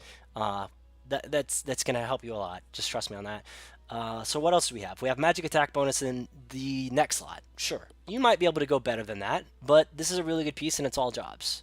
And it's got HP on it. So why would you go with anything different, right? So this is going to help your Holy 2. You're going to do a lot more damage with Holy 2 with stuff like this on. So your Divine Magic Skill plus Magic Attack, this is best in slot for Holy 2. Done. You have no better headpiece in the entire game. Body Armor. Divine Magic Skill plus 17. Hello. Magic Accuracy, really not that relevant with Holy, but it could be. So that's good. Fine. Whatever. It enhances magic accuracy on the set bonus. Doesn't really apply without extra pieces, but you know, that's whatever. I still get the magic accuracy 50 there. I still get my raw stats being higher is going to result in a higher spell. I don't know exactly. It depends on what spell it is, obviously. I don't know exactly what Holy 2's modifiers are other than Divine Magic and Magic Attack. It might be like Mind or Intelligence or something, but whatever it is, it's found on this body armor. Okay? So you would go best in slot this. Best in slot that. Probably best in slot that. I would say Leyline Gloves is also best in slot for Holy 2. So you go with something like that. HP stuff in the accessories, fine.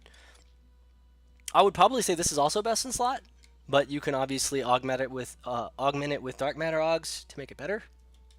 But as you can see, it has some really decent stats to begin with, but I also randomly rolled a magic attack. Also consider that it has Enmity Bless, which the Valorous does not, I believe. I believe the Valorous doesn't actually have Enmity Plus on it, right? So you don't have the Enmity Spike that you would get on the Odyssean when you cast the Holy 2. So if you're trying to cast the Holy 2, but in the middle of casting the Holy 2 you lose Hate, it is possible and more likely that you'll get the Hate back when you resolve the Holy 2 spell, because you're blinking into this instead of the Valorous piece. Even though the Valorous piece technically could also have Magic Attack on it, it just did not work out that way for me, you guys. So You got the Odyssean. Both of them are probably best in slot. Founders, you could go Founders here because it also has magic attack bonus, and augmented with perfect dogs, it also has magic attack plus 15. So I'm saying that's really, really strong. I just wish this had divine magic skill, honestly. That would be really good. But it doesn't. Rip. Okay. So for the belts, this is the best I could come up with, right? But it's a pretty good piece. It's got the accuracy. I'm sorry, it's got the HP and it's got the magic attack. So why not? The only other thing you could do is put Asclepian belt in that slot. And here's the trade-off, okay? This is why I don't have Asclepian belt in this slot. It's very important. Just like with your weapon skills, your magic skills, magic spells, are pretty much exactly the same as far as your equip sets would go. Notice when I showed you my weapon skill for Sanguine Blade, notice I didn't use the Fosha set. I used magic attack bonus stuff in those slots because Sanguine Blade is a magic attack weapon skill. Okay, let's look at death penalty on my Corsair. This isn't a Corsair video, so this will be brief comment, but a lot of people play Corsair, and they know that Lead and Salute's a magic attack. They should also know, after trial and error, that the Fosha set is weaker than magic attack bonus pieces in those two slots. So what I'm getting at here is the Divine Magic skill in this slot doesn't actually make your Holy 2 do more damage when you size it up with whatever I had in that slot, which I forget what it is at the moment. It was Eshenstone. So that 7 magic attack bonus is better than that 10 divine magic skill at this point in the game, given the divine magic skill that I have access to in the other slots. Remember, you're summing this, so you want the best in each slot that you can come up with. This is better than that, period. In this particular layout, I can't think of another argument. Like, I can't think of another example where that would be better, ever, for 119 Paladin, for any set of gear that you have. Okay, for Holy 2. For any other divine spell, I would say Asclepian's super good. Definitely don't not get that. It's a super good piece of gear for Paladin. It's just not super good for Holy, and for Holy 2, and for Banish and Banish 2. Okay, so that's the exception, right? So we make these small tweaks. And as you see here, I'm using magic attack, magic accuracy, and magic damage. Obviously, you could do even better, I think, with different augments instead of weapon skill damage, because that doesn't apply for Holy 2.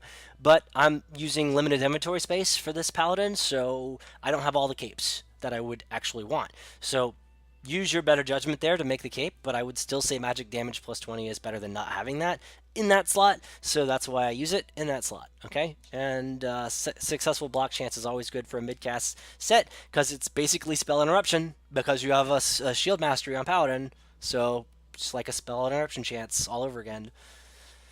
Okay, so that is that, and that is my holy set. And I think it's probably one of the best holy sets in the game, honestly. I really do. I mean, I could make it better, but I don't think anyone has, at this point, made it better than that. So, there you go. So, you're welcome. I'll take a bow. Alright, so there you go. Next set I'm going to show you is an enhancing magic set. It's going to be slightly not that important. I actually don't even know if... I should have named these, but I was lazy. Yeah, so that's my holy set. So this is going to be my enhancing magic set. Okay, so here we go. Enhancing magic. Alright, this is kind of important on Paladin, but not as much as you might think, okay? Enhancing magic is going to be a set of equipment that you put on while you're casting your enhancing magic spell. Understand that enhancing magic spells take longer to cast on Paladin. Also understand that the magic skills on Paladin, the enhancing magic skill is lower than the divine and the healing skill. So in general, you have a better chance of getting interrupted when you cast an enhancing magic spell. And of course, they take longer to cast because your skill is not as high. The casting time is going to be longer and more chance of being interrupted, period. That's how the game works, okay? And all of the spells have their own casting speed in general, and it just so happens that, coincidentally, the enhancing magic spells take longer to cast than non-enhancing magic spells, okay? So the enhancing magic spells that you would be using would be like Shell, Protect, and I believe Reprisal and Crusade, and Phalanx, okay? I think those are pretty much all enhancing magic, okay? Whether or not I'm right on that is not the point. My Lua is definitely set up correctly, so let's look at the actual set. This is probably one of the best enhancing magic sets you're going to be able to build on Paladin. Okay, this is like best in slot everything. Minor exceptions are made based on my personal preference on how I play Paladin, putting a higher emphasis on HP and a lower emphasis on enhancing magic. Okay, so mid-cast enhancing magic set. Here we go. HP, HP, not HP. Why? Enhancing magic skill +5 should be fucking obvious. If you have a skill plus, if you have a skill plus piece of equipment for one slot and it's a 5 or greater, you fucking wear it, dude, because that adds up. All right, let's move to the next slot. Magic skill +10. Obviously, it's exactly the same as this earring. It's in fact double that. Okay, so get it. Okay, and use it in that slot. Best in slot. What do we have in this slot? I think I just used this for the tankiness and the HP. Doesn't really have anything. Spell interruption rate's good for enhancing magic. Sure, fine, okay, all right. So best in slot probably for that set. Let's move to this slot. I don't see any enhancing magic skill bonus in this slot, but it's got everything else you would need for an enhancing magic spell midcast set. It's got the DT minus. It's got enmity, so when you finally resolve the spell, it actually generates more hate for you. It's got magic defense to help you take less damage while you're casting the spell. So let's say you're getting hit by like 100 mobs at the same time, and they're all casting on you, and you're trying to resolve a phalanx spell, but some of the spells the enemies cast on you resolve before the phalanx spell. That damage will also add up, and before the phalanx resolves, you might take more damage. This will prevent you from taking that extra amount of damage to a degree, and in general, what I'm getting at is without wearing this, in that particular situation, that hypothetical situation, you could die, but by wearing this, you might not die, okay? So obviously, that's what makes it best in slot. Because by wearing it, you can do things that you otherwise would not be able to do with any other piece of gear in that slot, okay? So that's what I'm getting at when I say best in slot, okay? And this is best in slot. I mean, there's nothing better that I'm aware of for enhancing magic and for like anything else in the game, right? Let's move on to the next slot. We have enhancing magic here. A lot of the enhancing spells I'll be casting will be phalanx. More often than not, I'm casting phalanx. So I would love to have this on my enhancing magic set for phalanx. I actually have some comments in my gear swap, so when I'm casting phalanx, I make sure to put these on. In case I ever do change my enhancing set around, I will still put the phalanx stuff on before the phalanx spell resolves. But in general, I would use the Sovereign pieces as the midcast set for my enhancing magic. They're just too good, guys. Shield skill, you block more when you're in the middle of casting a spell. You have shield mastery, like I said before. So HP, high value, really good. Evasion, high value, everything. Like there's so many reasons to use that piece. I would definitely say that's best in slot. The rings, HP, HP, best in slot. Let's move on. The legs and the feet, best in slot because of the HP value there. Same reason. Phalanx, always going to wear that when I cast the phalanx spell. If it's any other non-phalanx spell that isn't enhancing magic, I'll still wear it because it's still that good. Chance of successful block, going to be relevant, okay? Mid-cast, relevant, okay? Moving on to the legs, Sovereign, why not? It's got a set bonus too, so you're stacking, okay? So why not? You're taking off the defending ring, you're using the Sovereign set. You're taking off the Genmei earring, you're using the Sovereign set. You're taking off the Loricate Torque. You're using the Sovereign set. Okay? You see how this is like super good, right? The only other exception for you would be like if you don't want to use that, you could use the Founder's Hose because it would kind of help you for enhancing magic that is not, well, in general. Like those are the two best in slot pieces for a lot of things. The midcast set stuff would be Founder's Hose and it would be Sovereign +1. Okay, for the legs. So it's pick or poison on that one. HP relevant, super good. We don't have any like all skills plus for the belt slot, so this is what we got. So HP, right? Just get it. This is so good for so many sets of gear, and I never see anyone use this. I never see anyone use this, and all of you guys that don't use this are stupid. You're all stupid, okay? This is so good, and this is so good. It's not meta, but it should be, and since it's not meta, shame on you. Shame on all of you.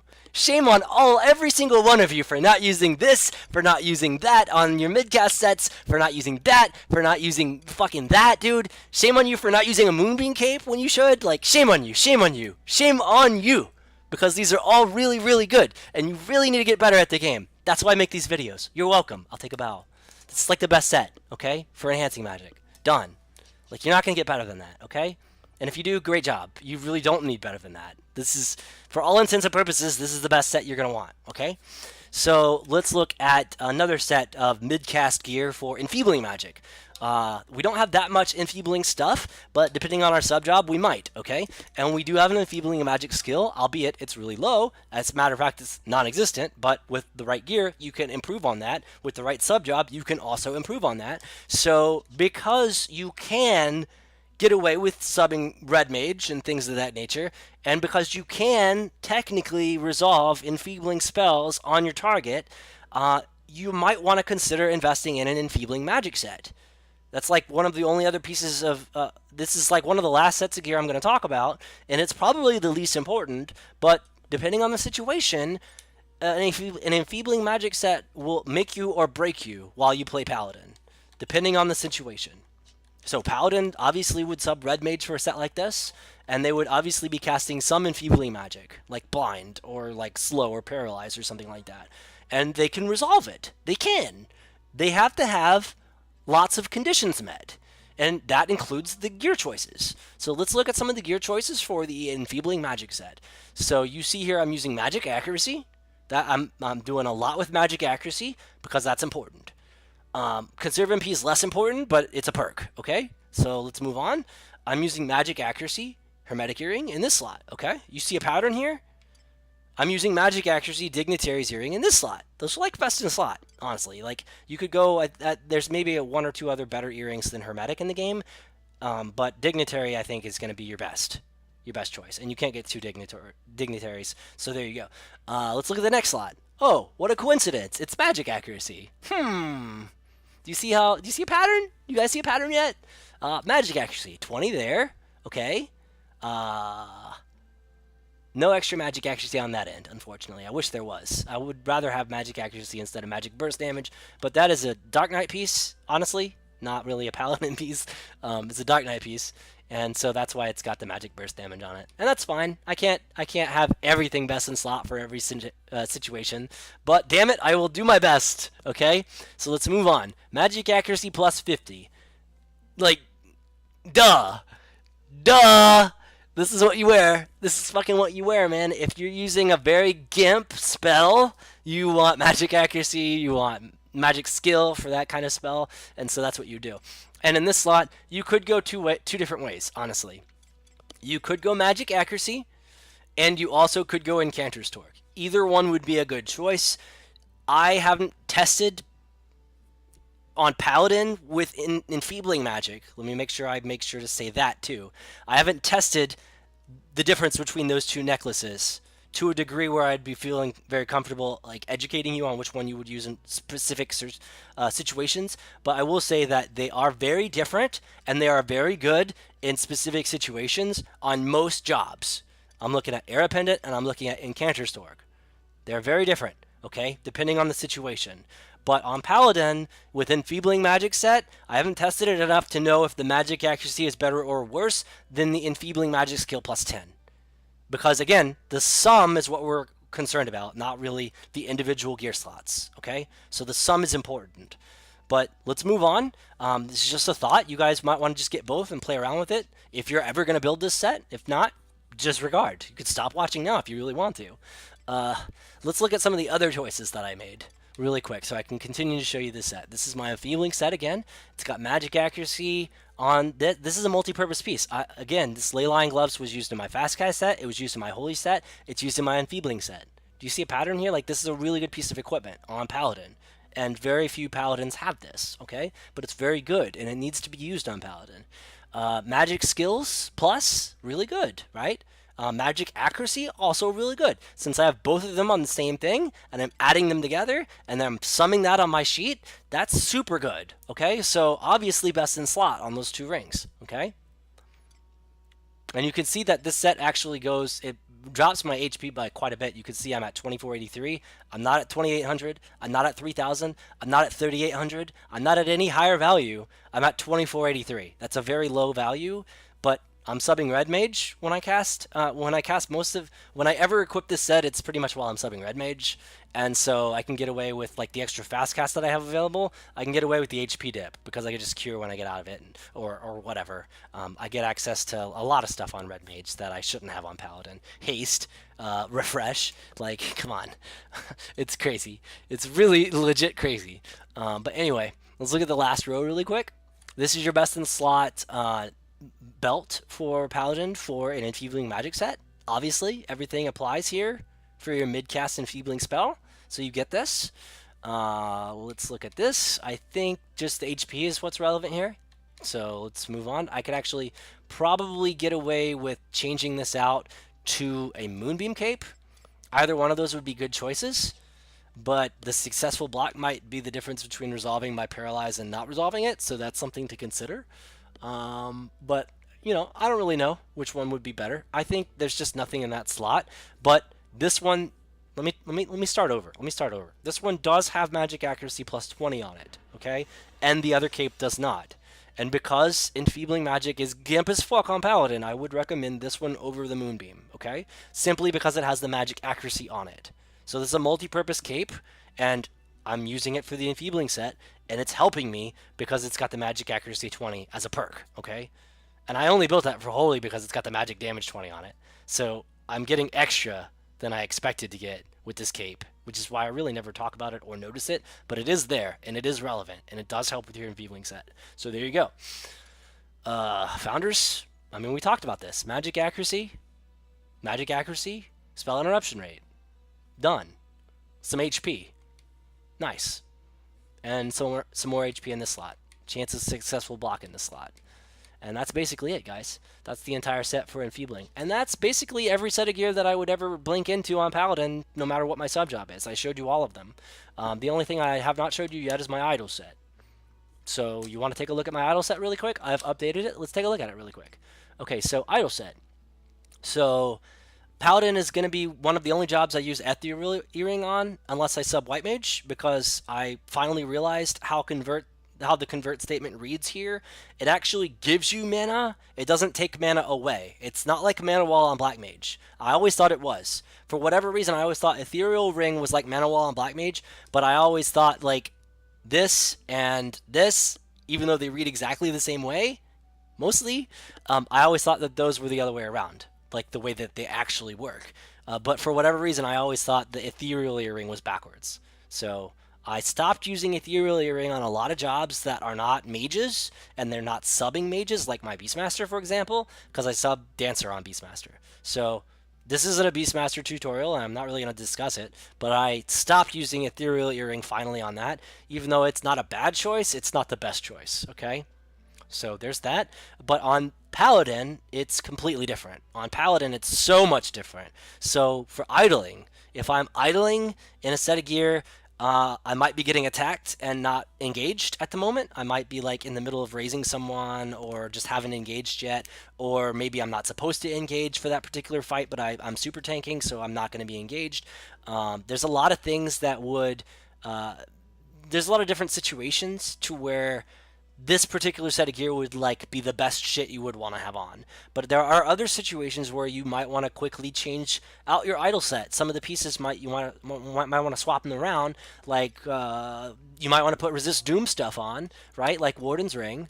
That's a good example. Like, or resist death, I'm sorry. Or doom, you know, whatever. Like, it just depends on what the situation is. But for the majority of the situations in this game, the majority of the content that I do in this game, this is the idol set that I really feel comfortable equipping every time that I go to a fight. Especially if it's my first time doing the fight and I have no idea what I'm going to expect. I use this as my idol set. Okay, and I'm going to show you all the gear choices. I personally think that these are the best choices in the game for idling on Paladin, but again, you could make some changes, mostly with the accessories, to kind of tweak things a little bit in one direction or the other. So Sans Tathlum, really fucking good piece. Adnala is really fucking good. I encourage people to get this.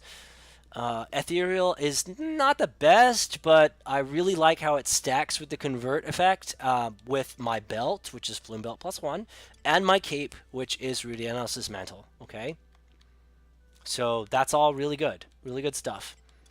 And obviously the Sovereign pieces are good. So when I'm idling in the Sovereign stuff. Obviously, if you have the Carmen Crucis +1 and you're idling, it's most likely that you're moving around as well. So the Carmen becomes better than the Sovereign does in most situations, especially if you're overgeared for the content, because you get the movement speed boost, assuming you're not using Project Taco. You get the movement speed boost here, and you also don't care about the damage taken minus that you're missing because you're overgeared. If you're overgeared, I think the Carmen is better because of the movement speed ability. Okay? If, like I said, if you're not cheating. Some of the other accessories that I use here, basically what I use in every other gear set, right? Because I'm idling, so I might as well keep on what I'm always using. You got a refresh tick, it's really good. You got another regen tick right here, really good. A lot of people would idle in something like Loricate, but let's be honest, if you're not getting attacked and your HP is not at its maximum value, are you getting the regen tick or are you not getting the regen tick? Look at me right now. I'm not at my maximum value on HP. I can gain a lot more HP at the moment. I'm also not being attacked. I'm also idling. So in a lot of situations, you're not being attacked.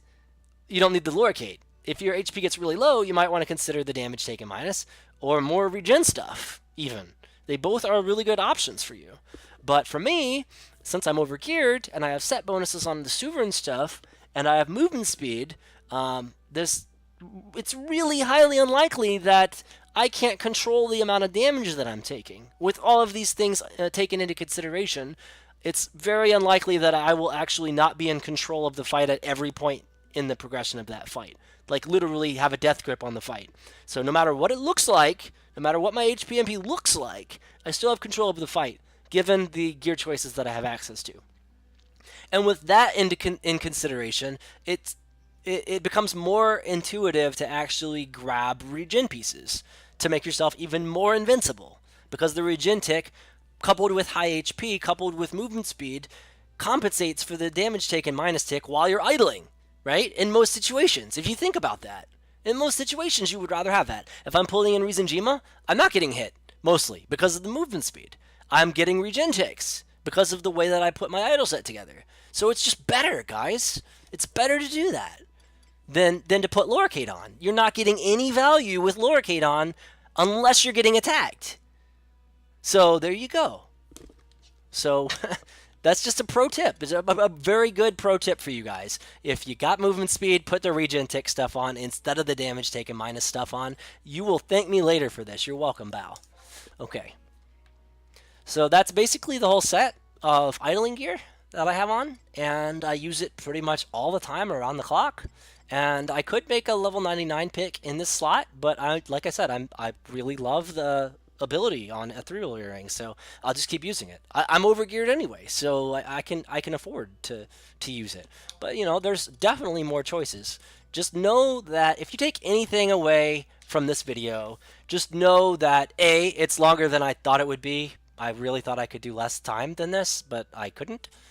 So that's a takeaway. I'll always tell you my videos are short and they end up being long, but also know that in Final Fantasy XI, for every job in the game, for every type of equip set you put together in the game, know that there are a couple things that are gonna be meta game that are almost always the same no matter who you are. As long as you're playing the same job. So any other paladin's going to have a Sovereign set. Any other paladin's going to want to have an Omen body. Any other paladin's going to want to have an Ambuscade cape. And these things are going to be relevant for like every equip set that you can put together, plus or minus, give or take certain situations that we've talked about in this video. But the accessories are pretty much always going to be different. There's really no meta accessory except for like Defending Ring and any Moonbeam stuff, right? But you can make changes to this stuff. You can. So all these accessories are going to be really different depending on who you are. But you'll eventually come to a realization when you actually receive all of the equipment for your job. You'll come to a realization that you have way more control over the equip sets that you can put together than a lot of players do. So you can have more experience with trial and error before you come up with a comfortable set. And the purpose of this video is to very quickly, and I'm serious, I could have spent a lot more time on this, very quickly tell you all the different options you have for Paladin, all the different gear sets that you have when you actually develop your equipment, your inventory. When you develop your inventory, then this is what you have access to. These are the sets that you're going to want to build, okay? the sets that I showed you. That would be some sort of TP set, some sort of tank set for physical damage, some sort of tank set for magic damage, which I didn't show you, but I have an Aegis, so that's why I didn't show you that, in case you're curious. Some sort of HP set. This is really important while you're weakened. If you're weakened, you wear your HP set and you don't blink out of it as much as possible. Pro tip, you're welcome, bow. You're going to need an enmity set, maybe, depending on who you are. I don't think it's important on Paladin, but depending on the content, it might be. Depending on how OP your teammates are, it might be important to have more enmity. So there you go. So have it available at least.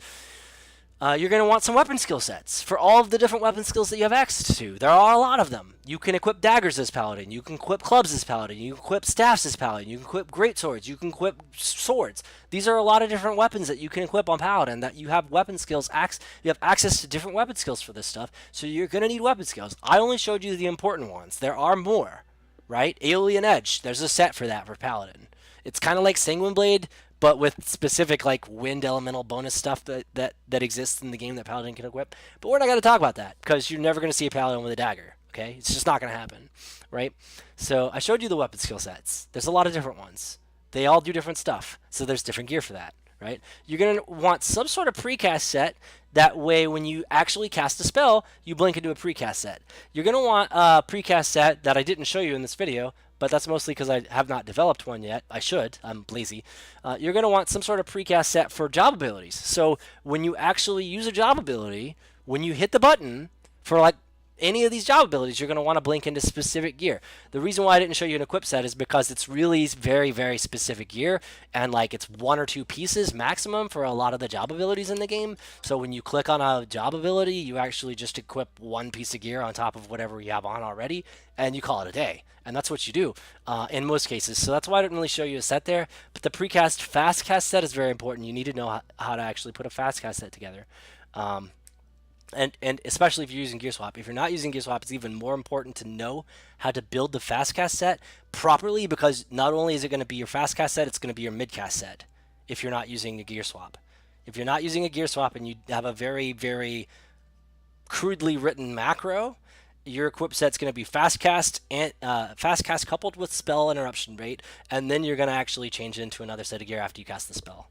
Or you might somehow cast a mid cast, put a mid cast set on, but I very highly doubt that you're going to be consistent with that. Given the quick cast availability you have, given all these other zones having quick cast on your character with Vor Seals and in Abyssy, quick cast exists there as well in the form of Atmas. So the list goes on and on and on. So without Gear Swap, it's different. Your fast cast set's going to look different. That's how you know someone's using Gear Swap, when you see their fast cast equipment. When you see their fast cast set, you know that they're using Gear Swap or not. So that's just a tangent. I don't want to go on that one. Other sets that you need that we talked about in this video, just in summation, a lot of mid-cast sets, you guys. So once you get your fast cast figured out, you need cure sets, or in general healing magic sets. You need enhancing magic sets. More particularly, you need very specifically built phalanx sets. In addition to that, you're going to need divine magic sets. This is going to be mostly for your Enlight spell, okay? And your Holy and your Banish, assuming you don't have a magic attack set for those, okay? If you do have a magic attack set for those because you're OP, then you're going to want a divine magic set with emphasis on magic attack. That is going to be another completely different set of gear that we showed. That's going to help with your Holy spells. You really don't use Banish in this game on Paladin, so your Holy spells. You're going to need... we said enhancing magic already. You're going to need an enhancing magic set. We showed you that one. You might want to consider building other things, like enfeebling magic. For example, I showed you an enfeebling magic set. Very, very situational set of gear, but it exists, and you can build a very good one with enough patience and enough practice, trial and error. And you're going to need an idle set, of course. You're going to need a set of gear that you wear to keep your HP up, to keep your magic up, to keep yourself from taking less damage while AFK, to keep yourself from taking less damage while you're kiting mobs. You're going to need movement speed so you can kite mobs better. And you're going to need a lot of stuff. Like, the list goes on and on and on. All right, so anyway, sorry for the length of this video. I apologize. I really thought I could do 20 minutes here, but there's just so much to talk about. I do want to say that after having recorded this, I'm realizing right away that this is a better quality video than all of the other videos I did for Paladin. So even though that it might be even longer than some of the other video tutorials on Paladin, it discusses 2018 current sets of equipment that you will see on the game on a live server, okay? So this is the video that you're going to want to watch. This is the video that you're going to want to send to your friends that play Paladin. This is the video that talks about everything Paladin in regards to Paladin equipment, okay? You want anything Paladin equipment related, this is the video for you. Thank you again for watching, you guys. I'm going to call it. Have a nice day. And I will see you guys in some more videos. We'll probably do another 2018 reboot of some Beastmaster equips, maybe some Red Mage equips. We're going to basically do this whole video again, but with a different job, okay? But that's going to be in the far future because I'm less passionate about most of the jobs in this game. Paladin is my main, so I will tell you everything you need to know about this job, period. Give or take. There's probably stuff I'm still learning. Like last year, I thought Requiscat was a magic weapon skill. It's not. It's not. But let's not go on too many tangents.